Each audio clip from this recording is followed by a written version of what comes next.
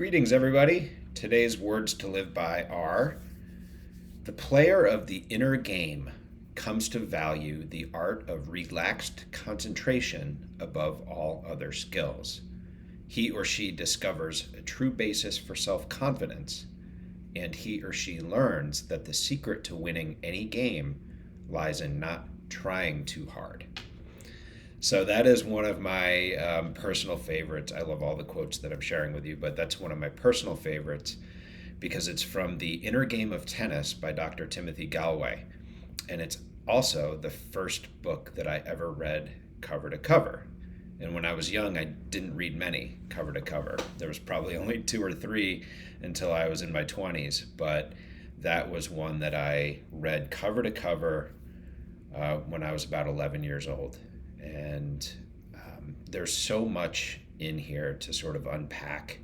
It'll be hard to keep it to just 4 minutes, but the easiest way to sort of pass this wisdom along is, I think most people have heard of something called the zone, and it often gets thrown about in athletic circles where a player goes on a hot streak and they're sort of described as being in the zone, meaning they're somewhat unconscious and they're, making every shot or hitting an ace on every serve or, kicking the ball exactly where they want to kick it almost unconsciously, automatically, in other words.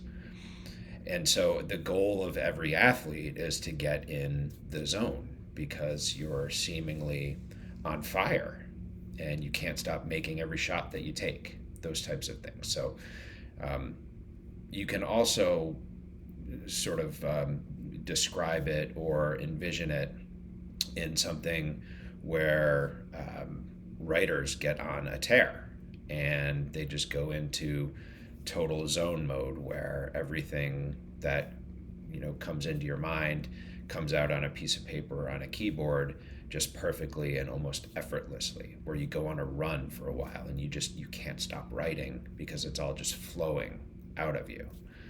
So there's other professions too where you just get on a roll and it feels like you're not trying, you're not sort of making any effort, and it's just all coming so naturally and effortlessly, right?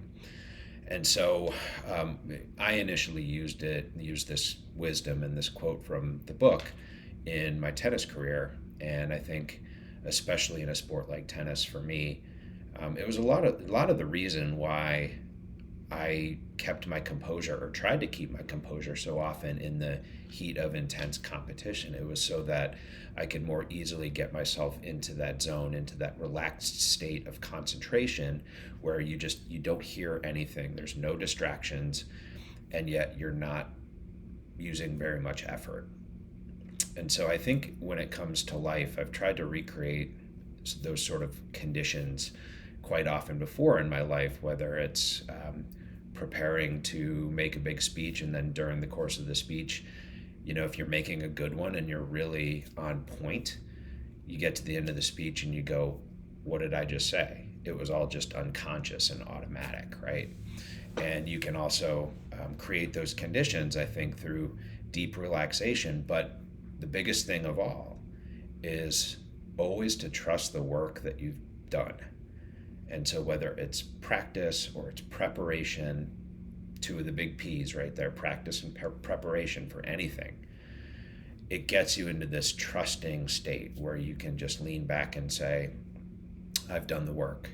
I'm ready for this. Whatever happens, happens, and I'm prepared to react and respond to it. And so getting into that state of relaxed concentration, you can do in anything, any pursuit, any walk of life.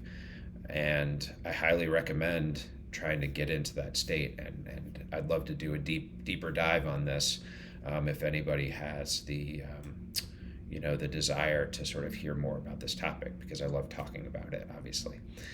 So anyway, that's the words of wisdom to go on for today. And I hope you enjoyed. If you did, please like and or subscribe. And I will see you all again soon.